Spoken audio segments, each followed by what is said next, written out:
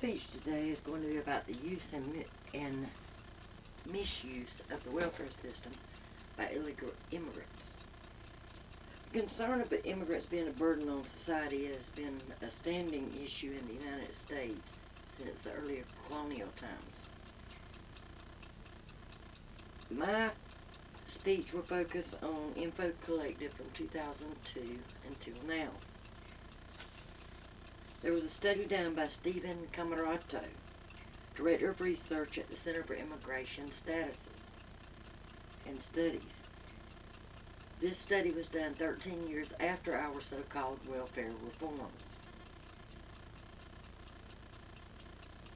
Immigrant-headed households using at least one welfare program are still very high.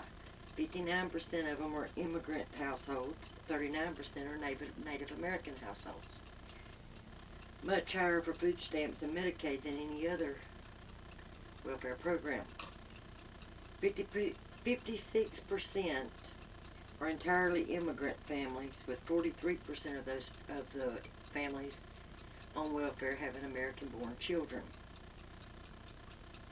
That makes them consistently higher than natives.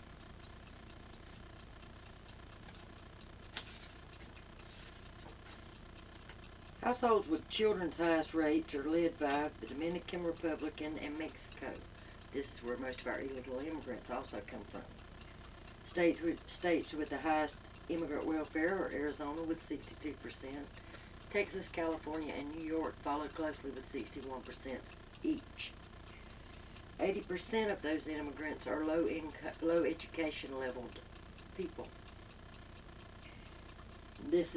These levels are high for both the newly arrived and those that have been here a while.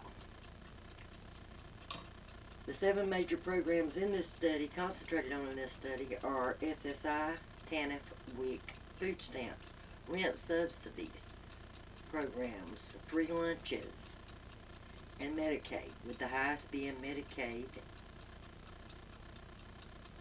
and food stamps.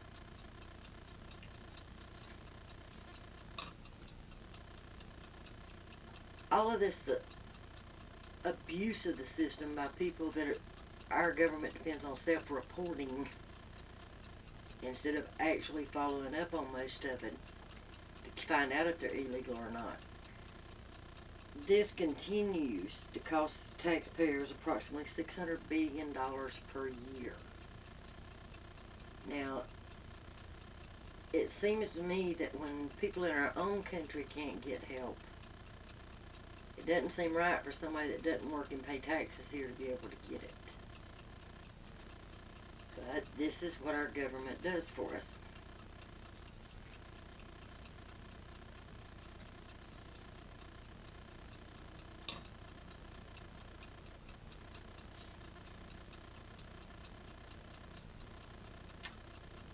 Now, this may not seem like a lot to you, or it may not even concern you at this point, because you're still in school, so it's no major thing to you.